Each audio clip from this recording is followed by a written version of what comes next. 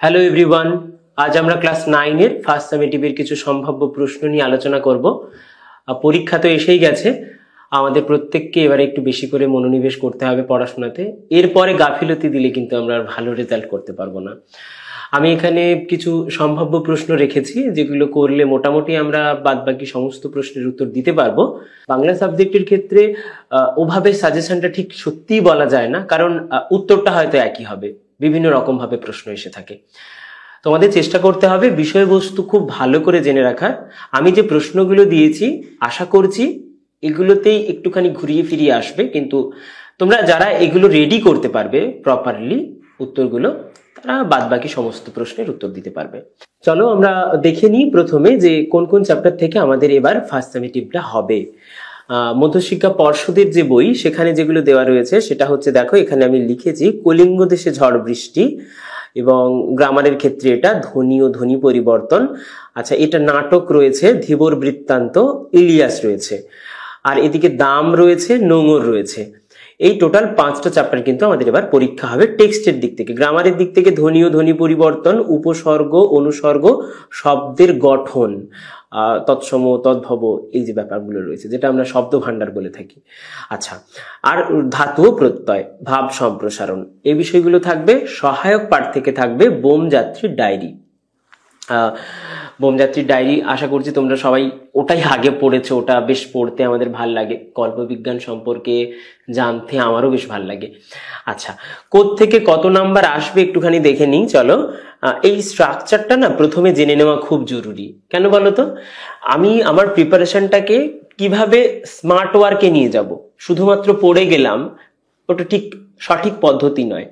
আমাকে জানতে হবে যে কোত্থেকে আমি কত নাম্বার পাবো, কোন চ্যাপ্টারটা খুব ভালো করে করব, যে এই চ্যাপ্টারটা থেকে আমি বড় কোশ্চেন অ্যাটেন্ড করব, তার মানে লং কোশ্চেনটা আমি এখান থেকে সবগুলো ভালো করে করব। এভাবে একটা স্ট্র্যাটেজি মেনটেন করে আমাদেরকে কিন্তু যদি এগোই আমরা, সেক্ষেত্রে সেটা অনেক বেটার। আচ্ছা, গল্প থেকে আসবে আমাদের, দেখতেই পাচ্ছি 11 নাম্বার আসবে। সেখানে কি কি না, এমসিকিউ একটা থাকছে, অতি সংক্ষিপ্ত 2টো থাকছে, ব্যাখ্যা ভিত্তিক 3টে থাকছে, রচনাধর্মী একটা থাকছে, মানে 5 নাম্বার। এটা একটা থাকছে, আর এটাও একটা থাকছে, এটা 5 নাম্বার থাকছে, এটা 3 নাম্বার থাকছে। সেম একইভাবে কবিতা থেকেও, নাটক থেকেও তাই, একটা থাকছে, নাটক থেকে বড় প্রশ্ন থাকছে না। সহায়ক গ্রন্থ থেকে কিন্তু ব্যাখ্যা ভিত্তিকটা থাকছে না, থাকছে শুধুমাত্র রচনাধর্মী। টোটাল 7 নাম্বার পাচ্ছি আমরা। আচ্ছা, এখানে ব্যাকরণ থেকে কিন্তু 2 আর 3 এখানে থাকছে না ব্যাকরণ থেকে, তার মানে শুধুমাত্র শর্ট কোশ্চেনই থাকছে। ওই সংজ্ঞাগুলো উদাহরণগুলো ভালো করে করতে হবে, আমি বলে দিচ্ছি চলো। এখান থেকে টোটাল আমরা ব্যাকরণ থেকে পাচ্ছি 5, আর নির্মিতি অংশ। এইবার অনেক স্কুল হয়তো ভাব সম্প্রসারণ থেকে দিতেও পারে, আবার অনেক স্কুল দিচ্ছে না, সেটা স্কুলে জিজ্ঞাসা করবে, প্রত্যেকে স্কুল যা বলবে সেইভাবেই এগোবে। ওকে, চলো আমরা অধ্যায় ভিত্তিক ভাবে এগোই এবার। একদম প্রথমে আমাদের যে কবিতাটা রয়েছে কলিঙ্গ দেশে ঝড় বৃষ্টি, যে কোনো টেক্সট পড়ার নিয়মই হচ্ছে প্রথমে সেই অধ্যায়টার উৎসটা জেনে নেব, কার লেখা জেনে নেব, এবং বিষয়বস্তু এই নামটার দ্বারা মনে রাখবো। কলিঙ্গ দেশে কোন চ্যাপ্টারের বিষয়বস্তু কি মনে রাখতে আমরা এক্সট্রা কোনো মাথাকে প্রেসার দেব না। ওকে, আমরা কলিঙ্গ দেশে ঝড় বৃষ্টি, আচ্ছা ঝড় বৃষ্টি তার মানে সেই যে ঝড় বৃষ্টি, মেঘে কইল অন্ধকার দেখিতে না পায় কেহ অঙ্গ আপনার, এই লাইনটা চট করে মনে করে ফেলবো। তাহলে দেখবে কি জানো তো, পুরো গল্প, মানে কবিতারও তো একটা গল্প থাকে, কবিতারও একটা কাহিনী থাকে, বিষয়বস্তু থাকে, সেইটা আমার চোখের সামনে মাথাতে ভেসে উঠবে। আমার ওইখান থেকে যা যা প্রশ্ন আসবে, আমি যদি তার কাহিনী ক্রম, ঘটনাক্রমটা সঠিকভাবে মনে রাখতে পারি, ইজিলি আমি যে কোনো প্রশ্নের উত্তর দিতে পারবো। মানে অনেকেই হয় কি বাংলায় নাকি প্রশ্নের উত্তর ছেড়ে দিয়েছে, এটা কখনোই সম্ভব নয়। আমি যদি একটু সচেতন ভাবে পড়ি, একটু বিষয়বস্তুটা মাথায় রাখি, আমি নিশ্চয়ই লিখতে পারবো। হয়তো খুব ভালো না লিখতে পারলেও লিখতে অবশ্যই পারবো। তাই প্রশ্ন ছেড়ে দেওয়ার কোনো প্রশ্নই আসছে না। বুঝতে পেরেছো আমার কথা? অবশ্যই তোমরা কিন্তু ভালো করে বিষয়বস্তুটা পড়ে রাখবে। কবিতার উৎস কি, আমরা উৎসটা জানি, চণ্ডীমঙ্গল কাব্য। আমি সব উত্তরগুলো বলবো এরকম নয়, চণ্ডীমঙ্গল কাব্য, কাব্যের আখেটিক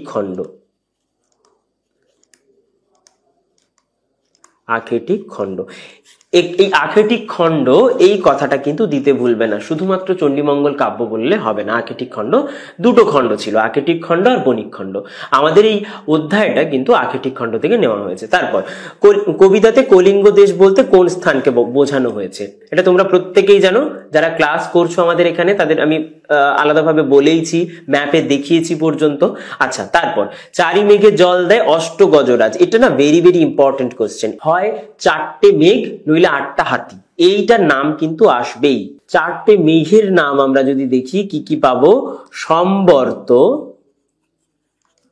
আবর্ত, পুষ্কর, আর একটা পাচ্ছি দ্রোণ।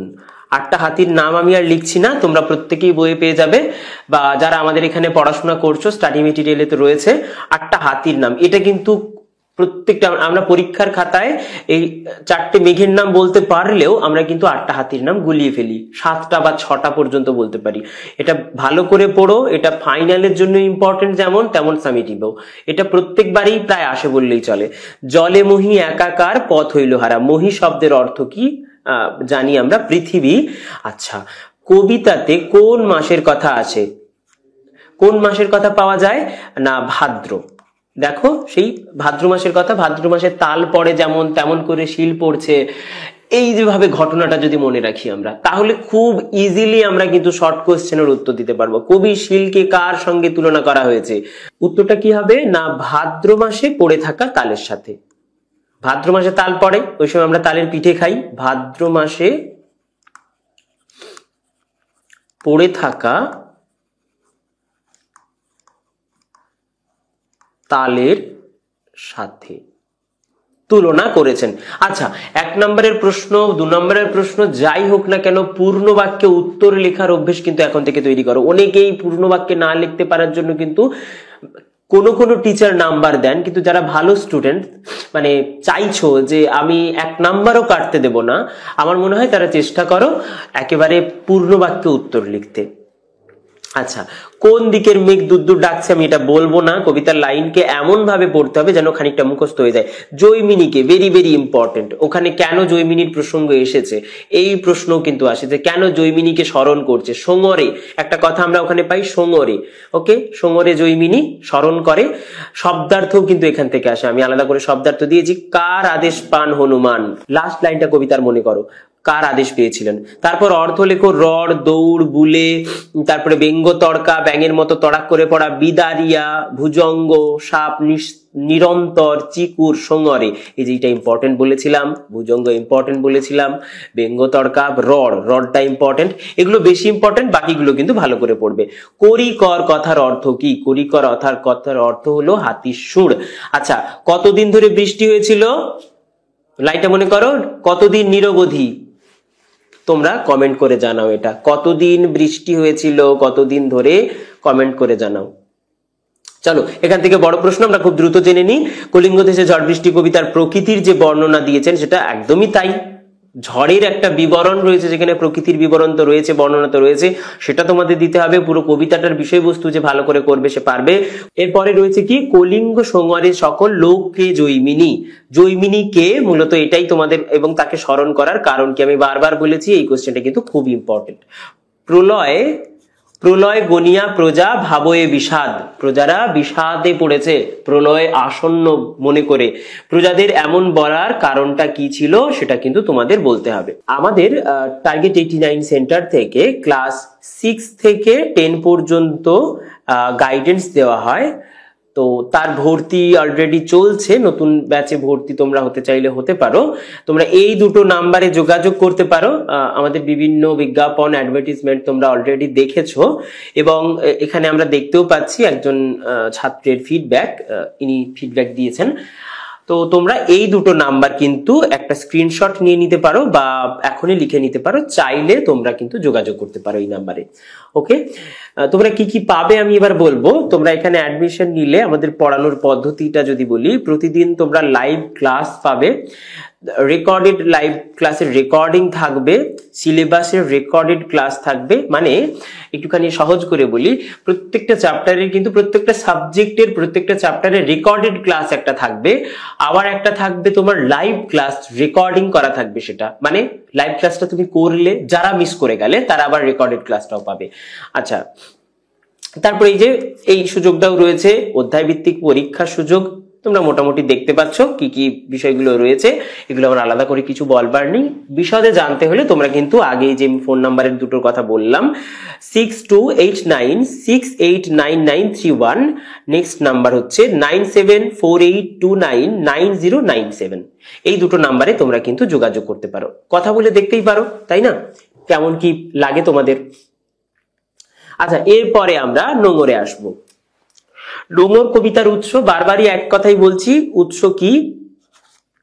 নোংর কবিতার উৎসটা কি রয়েছে? বাণিজ্য তরী কোথায় বাধা রয়েছে বা বাধা আছে? ভাটার শোষণ কি করে?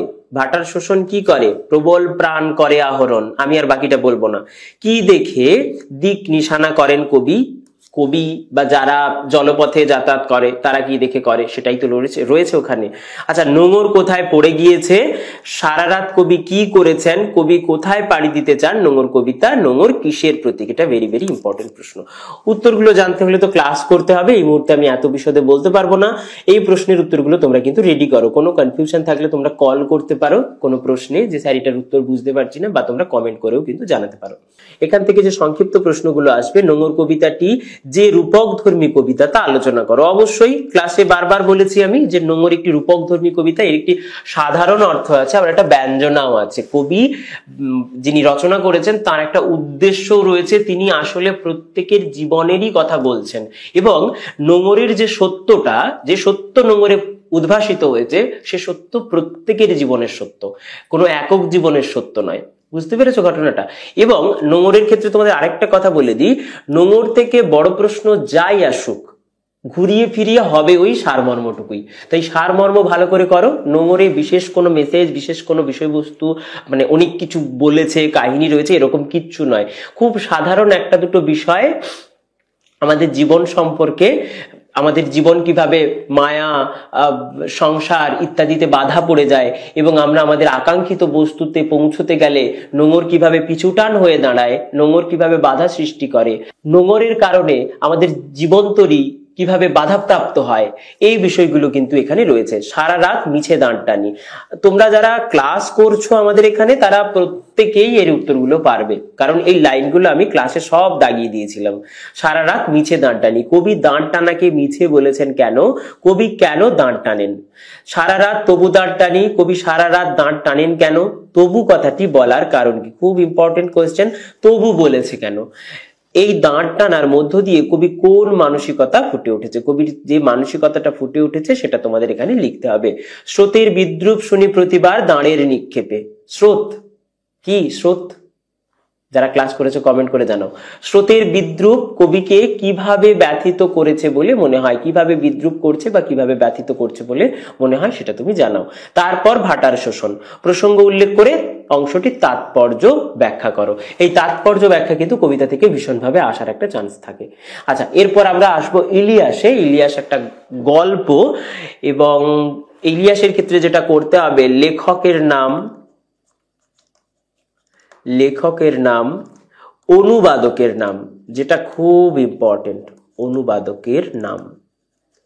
অনুবাদকের নামটা তোমাদের অবশ্যই মনে রাখতে হবে, এবং লেখক কোন ভাষায় এই গল্পটা লিখেছিলেন, তিনি কোথাকার অধিবাসী ছিলেন, এই জায়গাগুলো কিন্তু মনে রাখতে হবে। লেখক কোন ভাষায় লিখেছেন, তিনি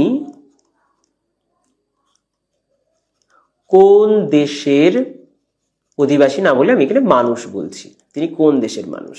ওকে, তাহলে কোন ভাষার সাহিত্য থেকে নেওয়া হয়েছে? একই উত্তর, কোন ভাষায় লিখেছেন সেখান থেকে আমরা বলতে পারি যে কোন ভাষার সাহিত্য থেকে নেওয়া হয়েছে এবং সেটি অনুবাদ করেছেন কে ইত্যাদি। ইলিয়াসের বাড়ি কোথায়? আমরা জানি, এটা আমি বলে দিচ্ছি, সবগুলো বলবো না। উফা প্রদেশে, একদম প্রথম লাইনটাই ছিল। এবং ইলিয়াস থেকে প্রত্যেকটা লাইনেই প্রশ্ন রয়েছে। ইলিয়াসের সম্পত্তি কত ছিল? খুব ইম্পর্টেন্ট কোয়েশ্চেন, সেটা হচ্ছে আগে সম্পত্তি কত ছিল, পরে সম্পত্তি কত ছিল। এই প্রশ্নটা এলে দুটোই লিখতে হবে, কিন্তু তোমাদের পরীক্ষায় এভাবে আসবে না। পরীক্ষায় আসবে আগে কত ছিল, পরে কতটা হয়েছিল। ইলিয়াসের ছেলে মেয়ের সংখ্যা কত? ইলিয়াসের বড় ছেলে কিভাবে মারা গিয়েছিল? কুমিস কি? খুব ইম্পর্টেন্ট, টিকার মতো আসে কুমিস কি। কিরবিজ কাদের বলা হয়? ইলিয়াসের সম্পত্তিতে টান পড়লো কেন? ইলিয়াসের বোচকাতে কি কি ছিল? এগুলো সব দীর্ঘই হবে। কি কি ছিল সেটা কিন্তু তোমাদের অবশ্যই বলতে হবে, বোচকাতে কি কি ছিল। আচ্ছা, ইলিয়াসের স্ত্রীর নাম কি? প্রথমবার নামটা শুনে হাসাহাসি করেছি। আচ্ছা, ইলিয়াস ও তার স্ত্রী বিবাহিত জীবন কত বছরের ছিল? এগুলো খুব ইম্পর্টেন্ট কোয়েশ্চেন। ইলিয়াসের প্রতিবেশীর নাম কি? মোহাম্মদ শাহ। এই পরেরটাতেই দেওয়া আছে, মোহাম্মদ শাহর বাড়িতেই ইলিয়াস কত বছর ছিল? 2 বছর ছিল। তারপরে কি রয়েছে? অতিথিদের মধ্যে একজন কে ছিলেন? মোল্লা ছিলেন। অতিথিদের মধ্যে একজন মোল্লা ছিলেন, খুব মাথায় রাখতে হবে। বাড়িতে অতিথি এলে ইলিয়াস তাদের জন্য কি কি ব্যবস্থা করতেন? খুব ইম্পর্টেন্ট কোশ্চেন। বাবা যখন মারা যায় ইলিয়াসের সম্পত্তি কত ছিল? দেখেছো, ঘুরিয়ে ফিরিয়ে কিন্তু এই প্রশ্নটা আসে। ইলিয়াসের সম্পত্তি কত ছিল, আগে কত ছিল, পরে কত ছিল, এখানে বিভিন্নভাবে প্রশ্নটা আসতে পারে। সংক্ষিপ্ত প্রশ্নের ক্ষেত্রে ইলিয়াস এবং ইলিয়াসের স্ত্রী, এই দুটো চরিত্র আমাদের খুব ভালো করে করতে হবে। এই দুটো চরিত্রই প্রায় সমভাবে ইম্পর্টেন্ট। তাদের দুজনের চরিত্র আলোচনা করতে হবে এবং একজনের চরিত্র আলোচনা করতে গেলে আরেকজনের চরিত্র চলেই আসবে। ফলত তোমরা একটা পারস্পরিক সম্পর্কটা মেনটেন করেই এই চরিত্রটার কোয়েশ্চেনের উত্তর রেডি করবে। আচ্ছা, ইলিয়াস প্রতিবেশীকে ধন্যবাদ দিল। প্রতিবেশী কে তাকে ধন্যবাদ দেওয়ার কারণ কি? প্রতিবেশী কে ছিলেন এবং তাকে ধন্যবাদ দেওয়ার কারণ কি ছিল তা সংক্ষেপে আলোচনা করো। যতদিন ধনী ছিলাম কখনো সুখ পাইনি। এই লাইন তুলে প্রশ্ন বারবার আসে, কখনো সুখ পাইনি কথাটি কে কাকে কেন বলেছেন, এভাবেও প্রশ্ন আসতে পারে। ধনী অবস্থায় ইলিয়াসের সংসারের সুখ ছিল না কেন? ওই যে ঘটনাটা মনে করো, তার স্ত্রী বললেন, তার স্ত্রীকে, এবং ইলিয়াস বললেন যে আমার থেকে আমার স্ত্রী ভালো বলতে পারবেন। কারণটা কি ছিল? যে তিনি মুখেও যা মনেও তাই। বর্তমান তার ভেতর বাহির এক। বর্তমান অবস্থায় সে কেন সুখী তা আলোচনা করো। সত্যি ভাগ্য যেন চাকার মতো করে। কখন কে কথা বলেছিল? ইলিয়াস চরিত্র অবলম্বনে যুক্তি দাও। ইলিয়াস চরিত্র করলেও এই উত্তরটা কিন্তু পেরে যাবে তোমরা। দাম গল্পটা আমাদের খুব একাত্ম হতে সাহায্য করেছে, যারা আমরা অঙ্ক পারি না তাদের জন্য তো বিশেষ করে, এবং অনুপ্রেরণাও বলতে পারি। তাহলে দাম কার লেখা? তার একটা উল্লেখযোগ্য চরিত্র, তার সৃষ্ট চরিত্র, যার লেখা। কার লেখা এটা তো জানতেই হবে। কার লেখা? তার সৃষ্ট চরিত্র। মনে করে প্রত্যেকে কমেন্ট করে জানাও। আচ্ছা, কথকের নাম কি ছিল? বলেই দিই, সুকুমার। আচ্ছা, দাম গল্পে কার সম্পর্কে বিস্তারিত আলোচনা করা হয়েছে? উত্তর কি? কার উদ্ধৃতি বক্তৃতার মধ্যে কথক উল্লেখ করেছিলেন? বারবার প্রশ্ন আসে, আমরা বার্নার্ড শ না রবীন্দ্রনাথ না কার কার নাম হবে সব গুলিয়ে ফেলি। তোমরা এটা সঠিক করে বই দেখে রেডি করো উত্তরটা। ইংরেজি কোটেশনটা কার নামে চালিয়ে দেওয়া হয়েছিল? এটা তুমি বলেই দিলাম উত্তর। বাড়ির ভেতরে কি রং? দেখো, একটুখানি পড়াশোনা যারা করনি, যারা টেক্সট গুলো এখনো পর্যন্ত পড়নি, পড়ে ফেলো, নইলে না আমার এই সাজেশনটা তোমাদের উপর এফেক্ট ফেলবে না। আগে তোমাদের টেক্সট গুলো ভালো করে পড়ে ফেলতে হবে, তারপরে এই প্রশ্নগুলো দেখো, তোমার নিজেরই পড়ার একটা আগ্রহ বেড়ে যাবে। বাড়ির ভেতরে কি রঙের আলো জ্বলছিল?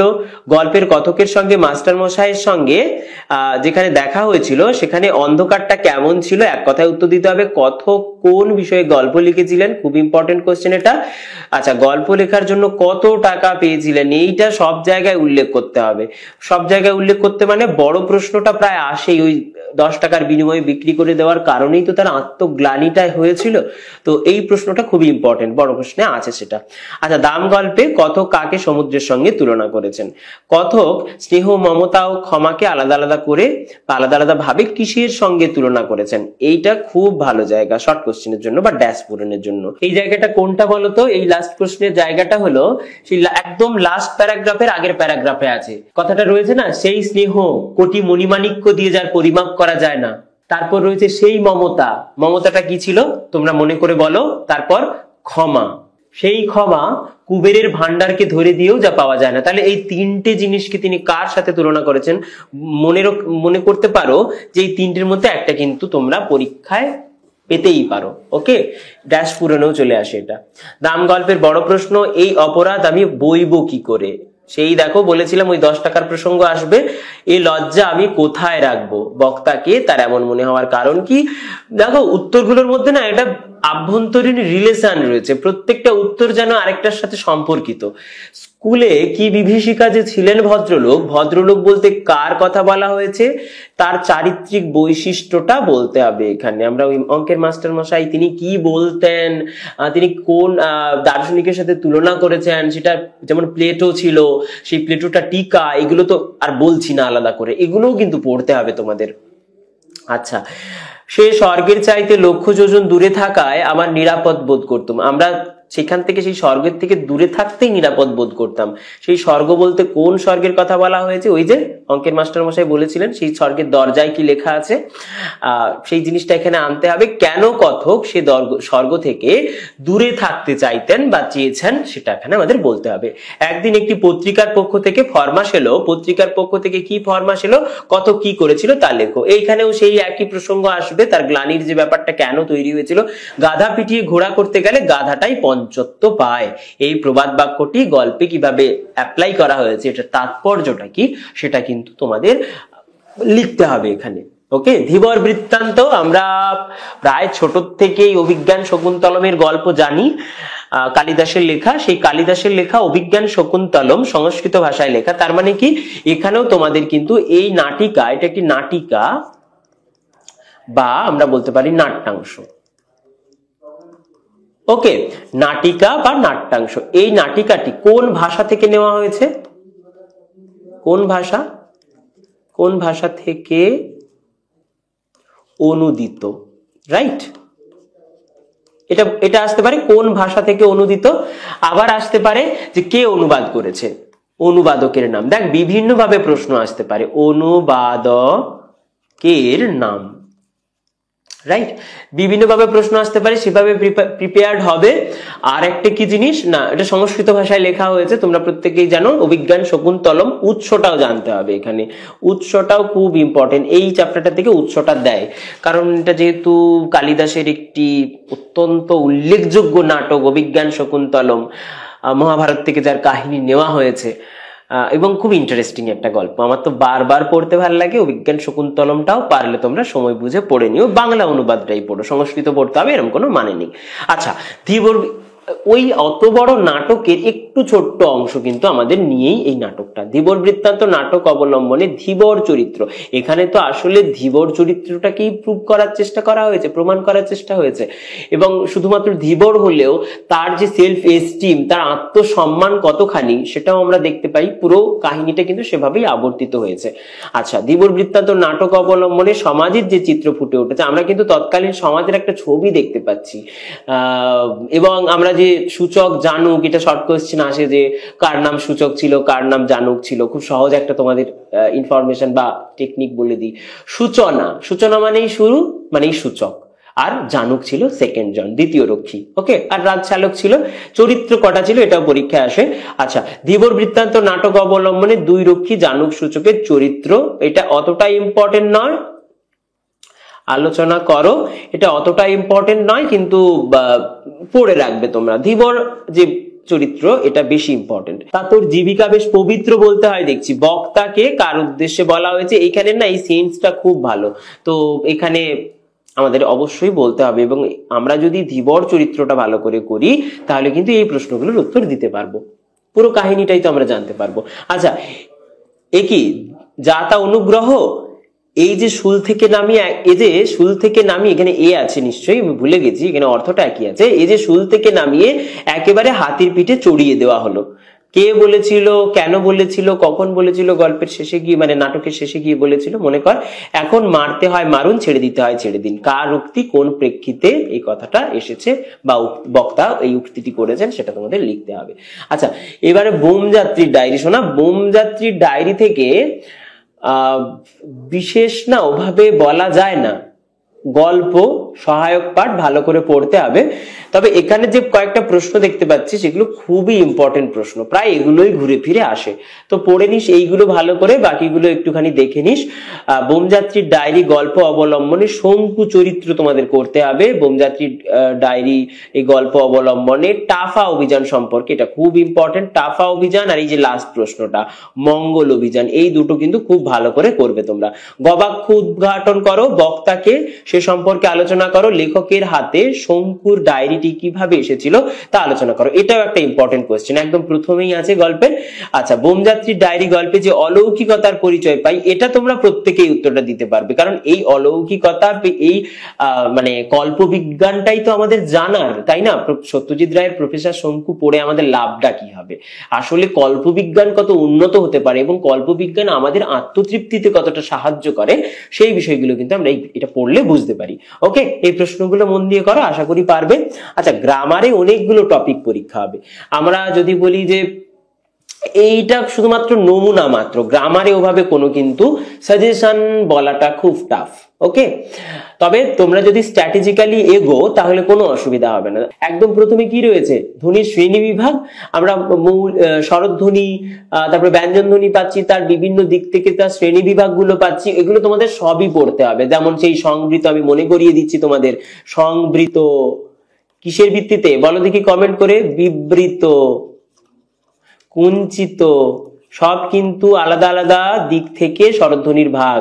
প্রসারিত, আমাদের যারা ক্লাস করেছো তাদেরকে একটা ছক করে, একটা ছকে সবগুলো দেখানো হয়েছে, এইভাবে ছক করে একটা ছকের মধ্যে সবগুলো দেখানো হয়েছে, মনে আছে তো?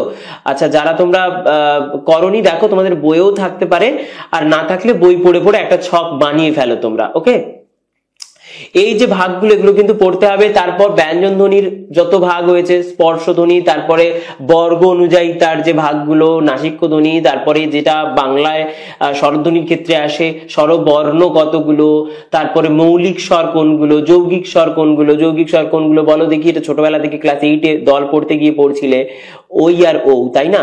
ওই আর ও কেন ভাঙা যায় আর মৌলিক স্বরকে ভাঙা যায় না? এগুলো বাদ দিয়েই আমাদের বাকিগুলো মৌলিক স্বর। আরেকটা ধ্বনি আমরা কি পাই?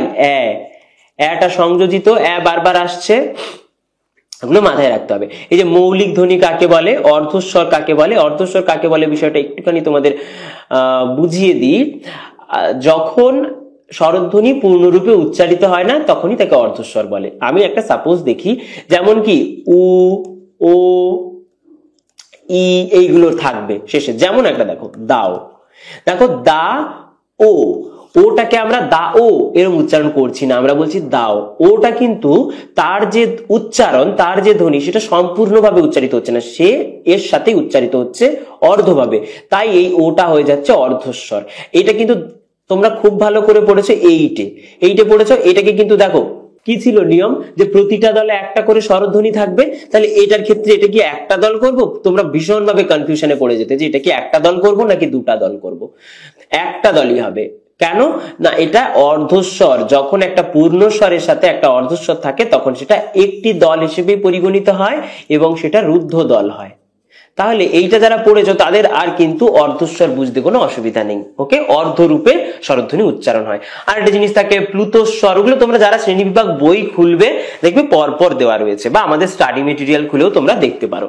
ওকে, আচ্ছা, তারপরে কি নিপাতনের সন্ধি, তোমাদের সন্ধিও কিন্তু পরীক্ষা হবে। সমাক্ষর লোপ, ধ্বনি বিপর্যয়, ধ্বনি বিপর্যয়ের অপর নাম, অপর নাম কি রয়েছে সেটা কিন্তু তোমাদের লিখতে হবে। ওকে, ধ্বনি বিপর্যয়ের অপর নাম, একটা উদাহরণ যদি দিই আমি, হ্রদ, হ্রদ থেকে কি হয়েছে? হদ। তারপরে কি হয়েছে? দহ। রিক্সা থেকে রিক্সো, এগুলো ধ্বনি বিপর্যয়। প্রত্যেকটা চেষ্টা করবে উদাহরণগুলো অবশ্যই মনে রাখবে। একদম ধ্বনির আগম তিনটে ভাবে তো হয়, মনে আছে তো? ধ্বনির আগম, ধ্বনির লোপ, ধ্বনির রূপান্তর। এই ধ্বনির আগমে কিভাবে স্বরধ্বনি ব্যঞ্জন ধ্বনিগুলোর আগম ঘটছে আদি মধ্য অন্তে, সেইগুলো পরপর মনে রাখবে, দুটো তিনটে করে উদাহরণ মনে রাখবে। লোপের ক্ষেত্রেও আদি মধ্য অন্ত থেকে কিভাবে লোপ পাচ্ছে। তারপরে রূপান্তরে যেগুলো রয়েছে, এই যে সমাক্ষর লোপ যেটা দেখতে পাচ্ছি, সমাক্ষর লোপটা এক্ষুনি এখানে যদি বলি, বর দিদি, বর দি দি, এখান থেকে হয়ে গেছে কি বর দি, বর্দি, তাহলে একই অক্ষর, অক্ষর তো দল তো এক একটা, দুটো অক্ষর মধ্যে সম অক্ষরের মধ্যে একটি রয়ে গেছে, একটি লোপ পেয়ে গেছে, এটাকে আমরা সমাক্ষর লোপ বলি। এটা আসলে ব্যঞ্জন লোপও যেমন বটে, কাট, এটা ব্যঞ্জন লোপ যেমন বটে তেমন কিন্তু এটা সমাক্ষর লোপ। তো এইগুলো আসে বেশি পরীক্ষায়। ওকে, নিপাতনের সন্ধি আর শব্দ ভান্ডার থেকে তৎসম, অর্ধ তৎসম, তদ্ভব ভালো করে করবে। আমাদের এছাড়াও বিদেশি শব্দ যেগুলো গুলিয়ে যায়, মিশ্র শব্দ, এগুলো তো করতেই হবে। তৎসম, অর্ধ তৎসম, তদ্ভব খুব ইজি, সংস্কৃত থেকে সবগুলো এসছে। যারা গ্রামারের ক্লাস করেছো তারা প্রত্যেকেই ঠিকঠাক ভাবে বুঝেছো আশা রাখছি। যাদের অসুবিধা হচ্ছে তোমরা এখনো কিন্তু অ্যাডমিশন নিতে পারো, আমাদের লাইভ ক্লাস সব রেকর্ডেড রয়েছে। তোমরা চাইলে এখনো কিন্তু এনাফ টাইম রয়েছে, তোমরা চাইলে অ্যাডমিশন নিয়ে এখনো নিজেদের প্রস্তুত করে নিতে পারো। এই যে বিভিন্ন সংজ্ঞাগুলো ভালো করে আলোচনা করো, তুমি সমস্ত সংজ্ঞা কিন্তু ভালো করে পড়বে, পাশাপাশি উদাহরণ, বেশি কিন্তু উদাহরণ আসে। ওকে, মোটামুটি আমরা একটা সামগ্রিক সম্ভাব্য প্রশ্ন আলোচনা করলাম। ভালো করে পড়াশোনা করো, এগুলো করো, আশা রাখছি তোমরা এর মধ্য থেকে কমন পাবেই। যেটা করতে হবে, খুব সাজেস্টিভ নয়, টেক্সট ভালো করে পড়ো, শর্ট কোশ্চেনে কোনো সাজেশন হয় না, যেগুলো সম্ভাব্য আমি দিয়েছি, কিন্তু অন্য প্রশ্ন আসতে পারে। আর বড় প্রশ্নগুলো এমন ভাবে রেডি করো, তুমি এগুলো রেডি করে নাও, তারপরে দেখবে তুমি যে কোনো কোশ্চেন খোঁজো, যেখান থেকে হোক, তোমার কাছে যে কোনো বই থাকলে সেখান থেকে দেখবে তুমি উত্তরগুলো পারছো, কারণ ওই প্রশ্নগুলো ওভাবেই বানানো, ওর উত্তরগুলো, প্রশ্ন যত ঘুরতে থাকবে একটু উত্তরটা মানে প্রশ্ন অনুযায়ী হবে, কিন্তু উত্তরগুলো প্রায় তোমাদের সব রেডি হয়ে যাবে। ওকে, আর বাংলা মুখস্থ করতে যাবে না, বুঝে নেবে, একটু কনসেপচুয়ালি বুঝে বুঝে লিখবে, আর নিজের একটু ভাষা প্রয়োগ করো, একটু ভালো ভালো শব্দ, যেভাবে আমরা কথা বলছি ওভাবে নয়, একটু সুন্দর সুন্দর শব্দ ব্যবহার করবে, অটোমেটিক স্কোর বেড়ে যাবে। ওকে, একই বস্তা পচা লেখা কিন্তু দেখতে ভালো লাগে না, একটু নতুনত্ব আনলে, একটু লেখাগুলো অন্যরকম করে লিখলে খুব ভালো হবে পরীক্ষা। তাহলে বেশ, আজকে এই পর্যন্তই, আবার অন্য কোনো ক্লাসে দেখা হবে। টাটা, বাই বাই সবাইকে।